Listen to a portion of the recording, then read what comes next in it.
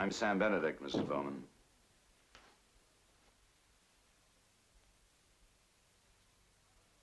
Oh. I was expecting Mr. Wallencott. The firm of Wallencott and Brady feel that tax and corporate work doesn't prepare them for trial work. Mr. Wallencott asked me to look in. Please forgive me. I've had a very confusing day. Why don't you dry those tears, Mrs. Bowman? Let's see if you and I can get along together, huh? Perhaps we can decide that right now. I'm not guilty. And I want you to be certain of that right from the beginning. I always start out a case assuming the worst, Mrs. Bowman.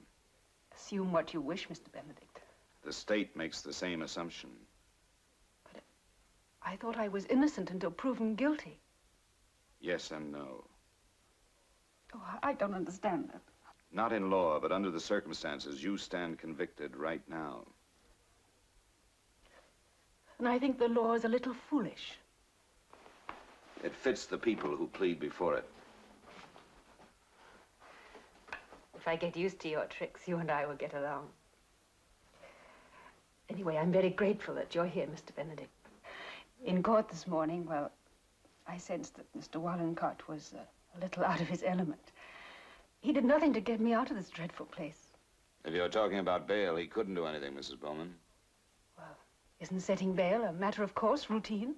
In most cases, yes. In your case, no. You are charged with willful perjury, which procured the conviction and execution of an innocent person. The penalty is death. It's as if I were charged with murder? It is murder, and it's not bailable. Oh, dear God in heaven. Then I could be executed. If they convict you. But that's a few bridges away. Look at me, Mrs. Bowman. If you're guilty, we might make a bargain with a plea. I've done nothing wrong. I'm not guilty. I don't want any bargain. I did not perjure myself. I told the truth. In that case, we can plead not guilty and go into court and fight. What do you want to do, Mrs. Bowman? I want to fight.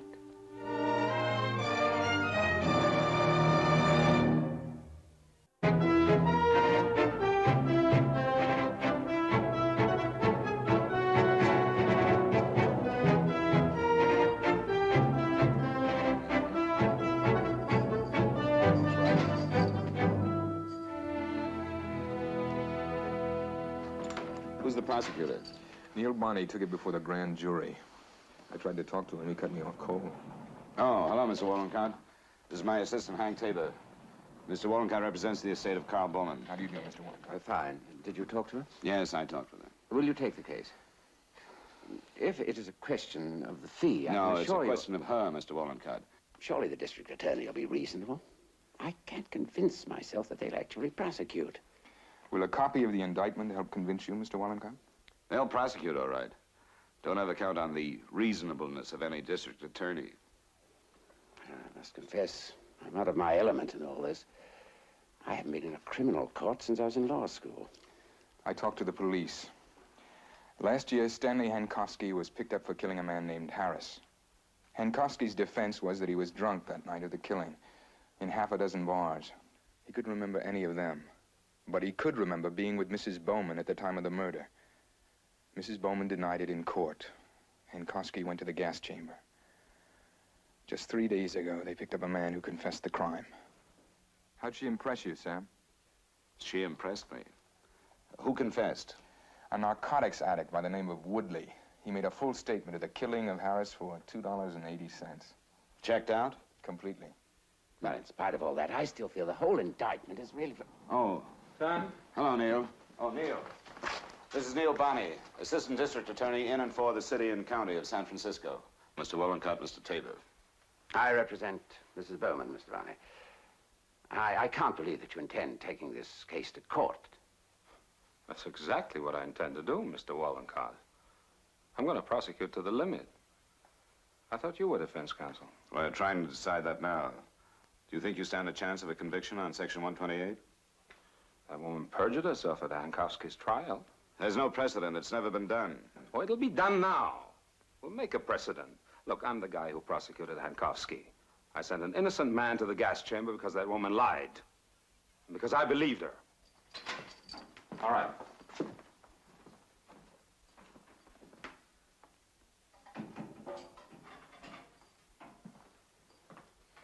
Well, seems rather formidable.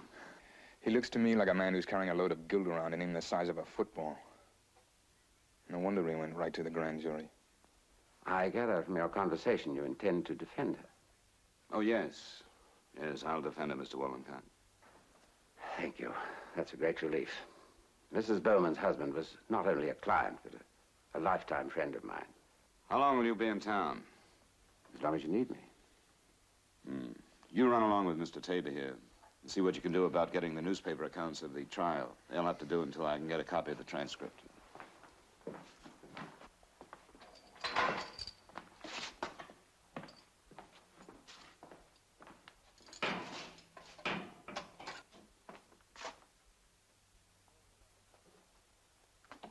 Before we start discussing your case, Mrs. Bowman, let's discuss you. Please. Inez?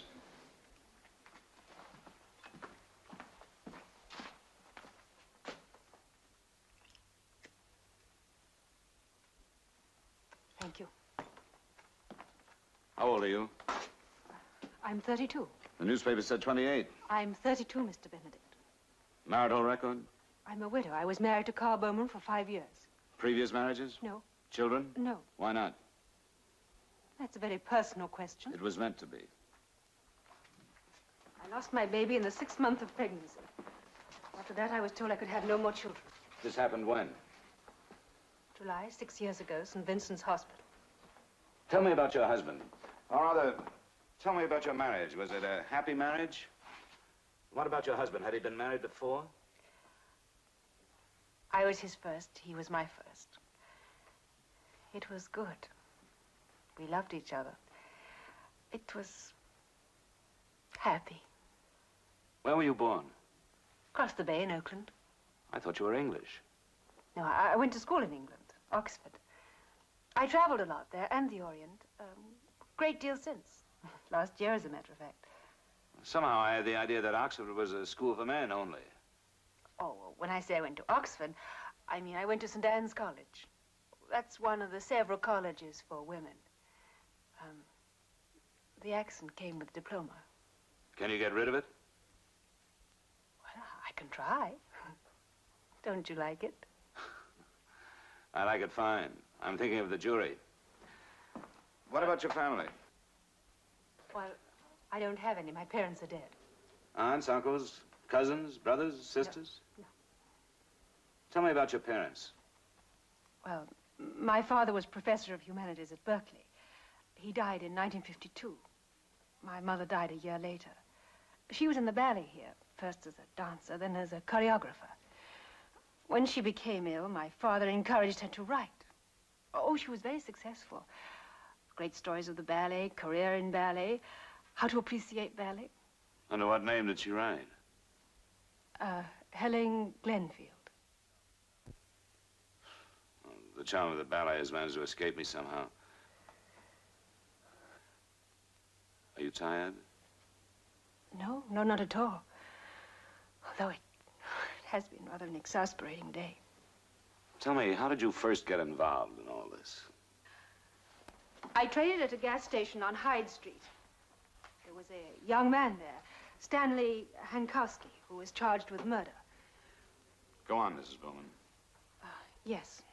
Well, this boy, Stanley, he was... Well, I don't know what he was. He had for some ridiculous reason, he told the police an incredible story that I was with him when the poor man was murdered. Oh, dear, this is like reliving the horrible nightmare of the trial, talking about it. You understand we have to go over it a lot of times. Oh, yes. Yes, I understand. Well, I was subpoenaed in court, and I told the truth, and Stanley Hankowski went to the gas chamber. The state contends that you are responsible for Hankowski's execution because you perjured yourself at his trial. They say you could have provided him with an alibi for the night of the murder. I was not with him, And I did not lie at the trial. Did you ever see him away from the filling station at any time? Certainly not. Did you have any reason at all to lie? Of course not. Why should I? Please, please, Mr. Benedict. Maybe I am tired.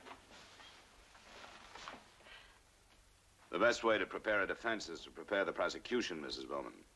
I understand that. But I did not consult with a filling station attendant. Neither did I lie at the trial. You must realize the prosecution knows everything about you. I have to know everything, too. You've told me several times that you're innocent. But I want to tell you that you don't have to make me think you're innocent. As a matter of fact, Mrs. Bowman, if you're guilty, I want to know it.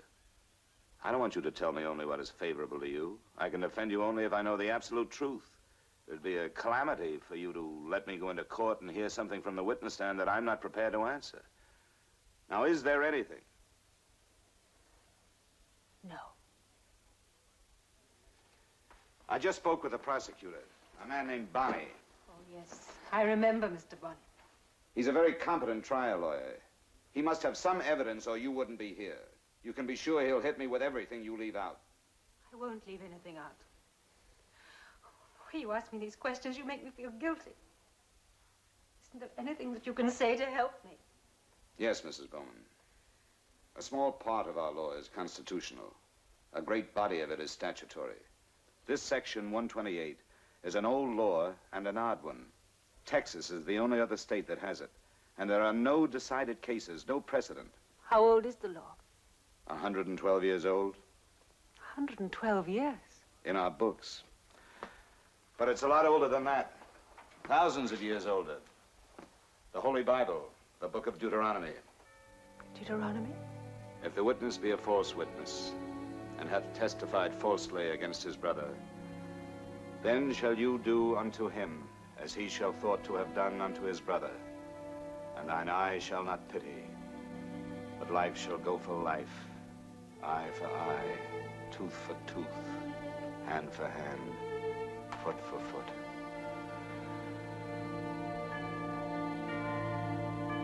Is there anything else you want to say to me, Mrs. Bowman? No. Raise your right hand, please. Do you solemnly swear that the testimony you're about to give in the cause pending before this court is the truth, the whole truth, and nothing but the truth, so help you God? I do. State your name, Do you know address, him? and occupation. No. Van Alston. You sure? 182 certain. Gooden Way. I'm a furniture reupholsterer. You be seated.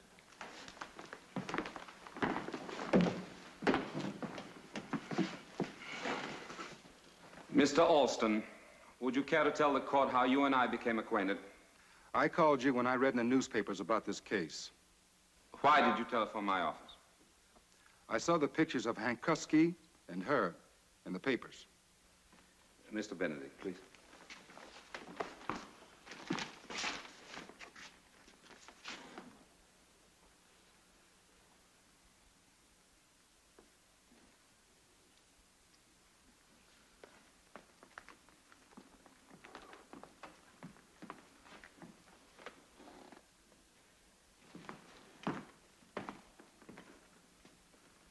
Now then, Mr. Alston, would you tell the court what this is? It's a film strip from a photomat. Photomat? That's a picture-taking machine. You put a quarter in the slot and gives you 4 poses. It takes the picture, then develops it. In about a minute, it comes out of another slot at the bottom. Mm-hmm. Now, would you please turn the strip over and read the material on the back? It says, for happy times, the Dynasty Grill, and the date, November 6th. The machine prints that automatically. You ever seen the strip before? Yes. We were recovering some of the seats in the booths at Mr. Ling's. That leatherette gets pretty well worked up. So you found the strip when you removed one of the seats in a booth? Right. When was this? About a couple of months ago. Any particular reason why you didn't throw the strip in the rubbish? Because that's Hankowski. Mm-hmm. Can you identify the woman in the picture? Objection. If the court please, there's no foundation for the first identification. And if the prosecutor intends to get an identification of my client for those passport photos, let the jury decide from the real... Please. I'm quite content to let the pictures speak for themselves. I'll withdraw the question. Your Honor, I should like to have these pictures introduced as People's Exhibit next in order. I should like to have them marked, one strip, one enlargement. Mr. Benedict, would you care to examine the photographs again? I certainly would, Your Honor.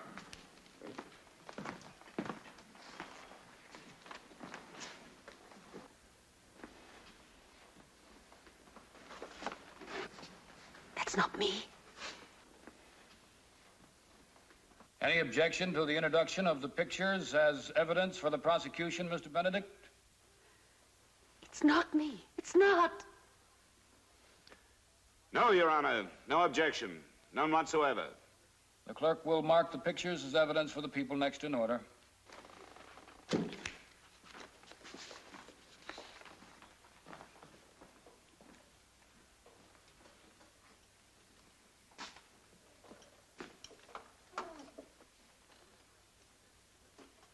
The state rests its case, Your Honor.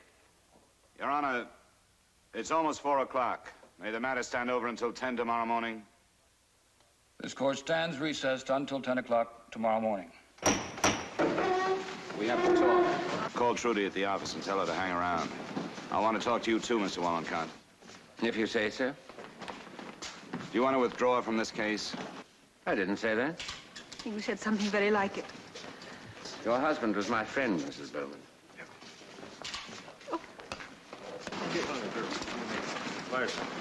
I'll see you later at my office, Mr. Wallencott. I'm not the girl in the picture. I cannot cross-examine pictures. Look at me, Mrs. Bowman. Why didn't you tell me you were out with Hankowski? Because I never was. The pictures. The pictures lie. You could have been out with him. That doesn't prove that you and he were... No. I wouldn't go out with a person like that. I wouldn't be seen with a person like that. I was not the girl in the pictures. How do you suggest we prove that? Oh, I don't know. Well, he must have had a dozen girls. He was a very good-looking boy. When he was cleaning my windshield, he... I remember it so well now. He was cleaning my windshield, and he mentioned it. Really? Oh, I'm so relieved that I've thought about it. He said he was going with a girl who looked very much like me. And you know the strange thing? She did look like me. You saw her? No, but he showed me a photograph of her. She wore her hair sort of, like this. Oh, and she wore too much eye makeup. But the resemblance was remarkable. They say that each one of us somewhere on this earth has an exact double. No, they don't. I'm not a trollop that makes love with a drunken lout that washes my car. I'm not responsible for that man's death, Mr. Benedict. There were all kinds of witnesses. All I did was to answer the questions the only way I knew how. Truthfully. You understand? Yes, I understand. Thank you. I knew you would. But I must confess that, I thought you'd come here to scold me. No, I'm not going to scold you. You really are the remarkable man they all say you are, aren't you?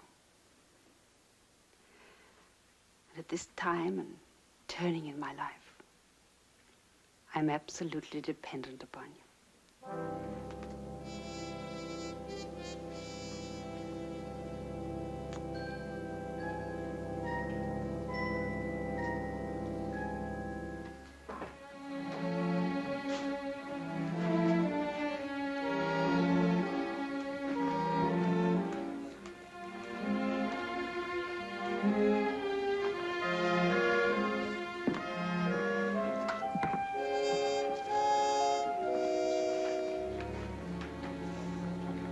Does it help, Mr. Prosecutor?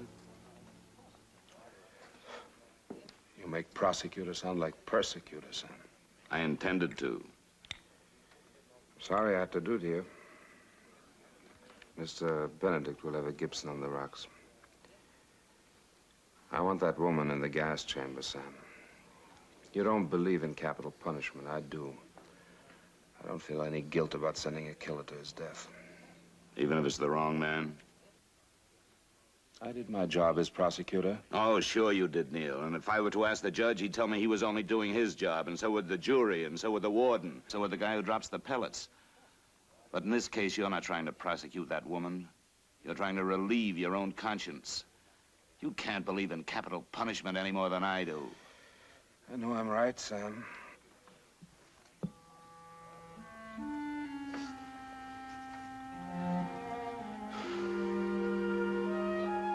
I know none of it's right.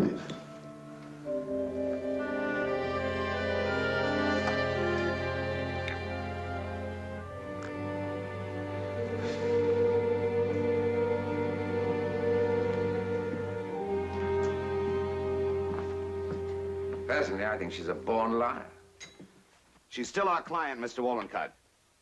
A lawyer's job is to see that his client's rights are protected, to do the best with the evidence he has, even if he has to build a microscope to see it. My experience in the criminal field is limited, but I don't think there's a microscope big enough or strong enough for this case. Frankly, I think we're finished. Number one, we're not finished. Number two, we're going to build that microscope. Now, tell me something, Mr. Wallencott. She wears a pinky ring. She says that her husband designed it. Did you ever see it? I knew Carl Bowman very well, and with all due respect, he couldn't have designed a broom handle. Uh-huh. She also told me she owned a big house on the top of Castleman Park in Berkeley. The house on top of Castleman Park, I know very well. It belongs to the Walter Lenvilles. They were friends of Carl Bowman's. I'm very tired. I think I'll go now. You stay right where you are, Mr. Wallencott. I'll even take unskilled labor at this point. Oh, Mr. Wallencott, get me the paid bill on that ring and a certified copy of the deed on the Castleman Park house showing the true owners. Trudy, call St. Anne's College and find out if they ever graduated a Deborah Glenfield. St. Anne's? Yes, in Oxford, England. That's across the Atlantic Ocean.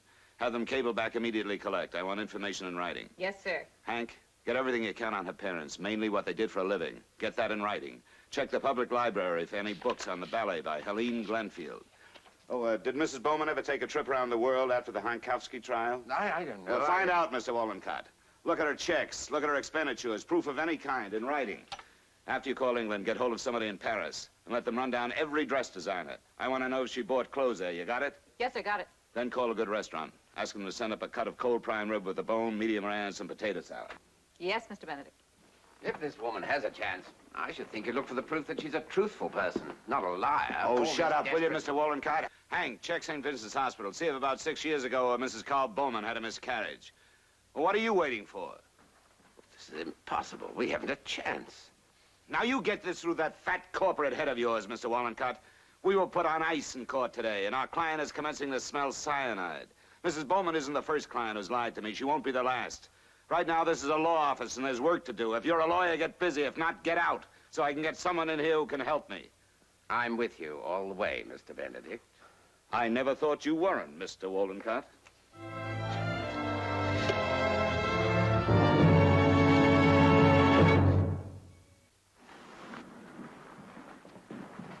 What about it? Still waiting for a cable from a couple of Paris designers, but the rest is here. Good. Mind if I ask you a question? Not if you don't mind if I don't answer it. I can't understand whether you're happy with this stuff or what. I'm not discussing this with you or anyone else. I'm reaching, and I know it. We've got one good break, a good judge, and an honorable DA. Besides, if I tell it to somebody and I don't see enthusiasm in his face, I'll lose my enthusiasm for it. Then I know we've lost. Do you solemnly swear that the testimony you're about to give in the cause pending before this court will be the truth, the whole truth, and nothing but the truth, so help you God? I do. State your name, address, and occupation. Deborah Bowman, 3812 Leavenworth. No occupation. Have a seat, please.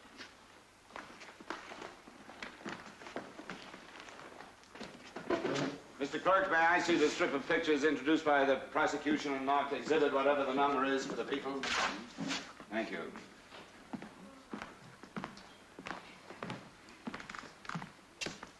Mrs. Bowman, the man in these pictures, can you identify him? It looks like Stanley Hankowski, but I can't be sure. The pictures are so bad. Can you identify the woman in the pictures? No. Are these pictures of you? No, these are not pictures of me, Mr. Benedict. Do you know who the woman is? I don't know. Someone who looks a little like me. But this type of picture is so bad. As I said before, that... Move to strike. Everything after I don't know. Opinion of the witness. Sustained. Look at me, Mrs. Bowman. Thank you. Now listen carefully. Isn't it a fact that you are the woman in these pictures? Certainly not. Just a minute, Your Honor. It would seem that Mr. Benedict is impeaching his own witness here. Gentlemen, would you approach the bench, please? Sam, what's the purpose of this? Your Honor, I ask you to let me continue. This is an extraordinary case. Not only is it a capital case in which more latitude is granted because a life is at stake, but it is the first case ever to be tried under Section 128. And in addition, my client has taken me by surprise. I won't try to refute Sam's argument, but I'm opposing it for the record. Thank you, Neil. Duly noted. The objection is overruled. You may continue, Mr. Benedict. Mrs. Bowman, will you look at the ring on your small finger and tell us who designed it? My husband. I told you that. I wanted the court and the jury to know. Your husband passed away about 6 years ago, is that right? Just about. I have an insurance policy here in your name, Mrs. Bowman, a floater policy. And I have here an appraisal describing in detail the ring you are wearing. I also have here a paid bill from a jewelry shop indicating that you bought the ring about a month ago. Now explain that. Oh, well, it's simple. After my husband died, I lost the ring. I adored it, and I was very upset. So a couple of months ago, I went to the local jewelry shop, described it, and they made me up an exact duplicate. Mrs. Bowman, you told me that your mother, after some years as a dancer with the San Francisco Ballet, wrote a number of books on the dance under the name of Helene Glenfield. That's right. The U.S. catalog, which lists all such publications of every kind, shows no such books. Now, here are photostats of the pages. That's because they were privately published. I have a letter here from the ballet company certifying to the fact that Mrs. Helen, not Helene Glenfield, never danced for them. She was employed as a seamstress. She was a dancer, prima ballerina, for 2 years. How can you say that? They said it. And they printed it. It's right here. Oh, of course, I remember now. All the records of personnel were destroyed in a fire after my mother left. Here is a record she was a seamstress. Oh, that was Helen Glenfield. They were always getting the names confused. My mother's name was Helene Glenfield. If it please the court, I believe I've been patient long enough with Mr. Benedict. Your Honor, on the grounds of the latitude we discussed, please allow me to proceed. Mr. Benedict, I am going to allow you to proceed, but unless you can demonstrate the relevancy of this testimony within a reasonable time, I shall sustain a motion to strike. Thank you, Your Honor. Mrs. Bowman, you told me that your father was a professor of the humanities at the University of California, did you not? I don't understand this. Answer Counselor's question, Mrs. Bowman. Yes, he was. Why are you asking me these things? Here is a record card showing that Frank Glenfield was not a professor or an instructor, but that he was a janitor. Oh, that card was made up as a joke by the students. It was given to him at a birthday party on the campus. You also told me that you owned a house at the top of Castleman Park in Berkeley, address 1441, North Castlemont Avenue. Is that true? Certainly it's true. Well, here is a certified copy of the trust deed on that house, and it lists the owners as Walter and Susan Lenville. Oh, that's because the deed is still in the Lenvilles' name because we never went into escrow. I made full arrangements to buy the house. Then they were called away to Chicago. His father became ill. But to all intents and purposes, the house is mine. Uh-huh. Now, you told me you buy your gowns in Paris. Not all of them. Just a few. Here I have cables from virtually every couturier in Paris. Now, each states flatly that their books show you made no purchases at their salons at any time. You told me you were there during the past year on a trip. Did you make that trip? Yes, of course. I have records here from Mr. Wallencott's accounting department that show you did make a trip last year, but to Des Moines, Iowa. That is all. Yes, I went to Des Moines. I went to pick up my aunt. I couldn't go to Europe on my own. I was too upset. Why are you making a public spectacle of me like this? Making me out to be a liar. You told me you're an Oxford graduate. Is that true? St. Anne's, one of the women's colleges, Oxford. This cable from the registrar's office at St. Anne's states that you were at college, not as a student, but as a secretary for 1 year. Tell me about your baby.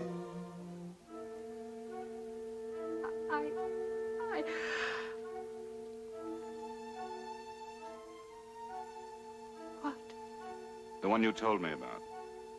The one you lost at St. Vincent's a few years ago. Mrs. Bowman? Answer the question, Mrs. Bowman.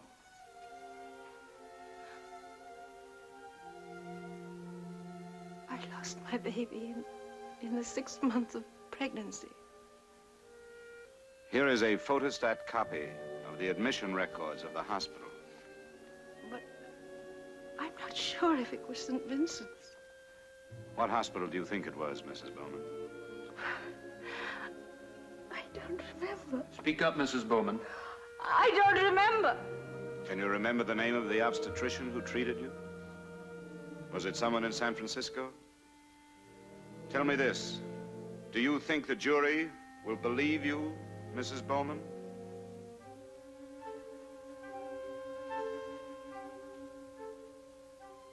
Yes. Do you expect them to believe you? Or do you expect them to believe all this?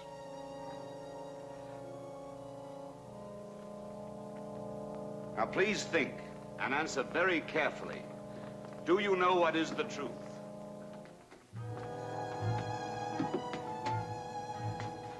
I don't know. I don't know which. Did you tell the truth when you denied that those were your pictures with Stanley Hankowski and that you spent the night of the murder with him? Yes. Did you tell the truth under oath at the Hankowski trial? Yes, yes. I always tell the truth. I'm a very good girl.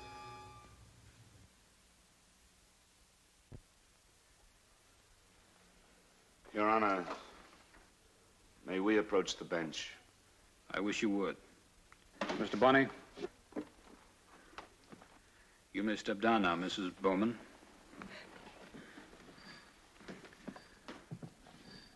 Mr. Tabor. Sam, that woman is not going to be able to take too much more of this.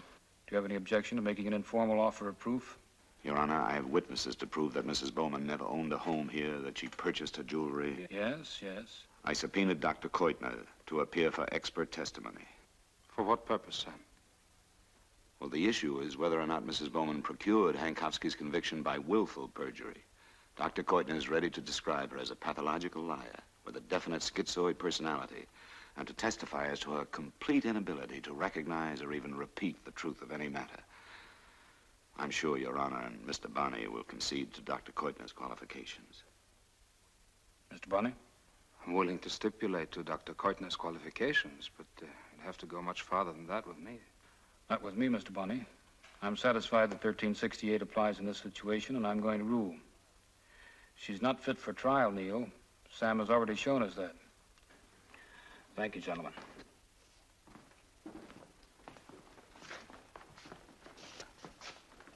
Ladies and gentlemen, counsel, I've been following the evidence in this case very closely, and I have a serious doubt as to whether or not Mrs. Bowman is capable of distinguishing the difference between right and wrong under the MacNaughton rule. Therefore, these proceedings will be suspended until such time as the court has had an opportunity to review a psychiatric report. I order Mrs. Bowman to be held by the sheriff for psychiatric examination. You are dismissed, ladies and gentlemen. And this court stands adjourned.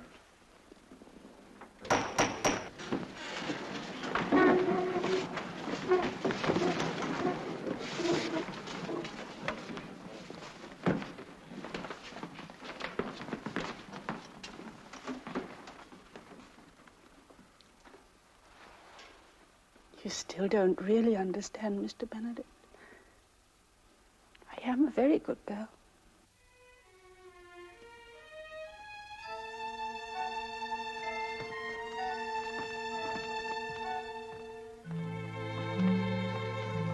Good Lord. Sam? If they should find her fit to stand trial, what will you say to straight perjury?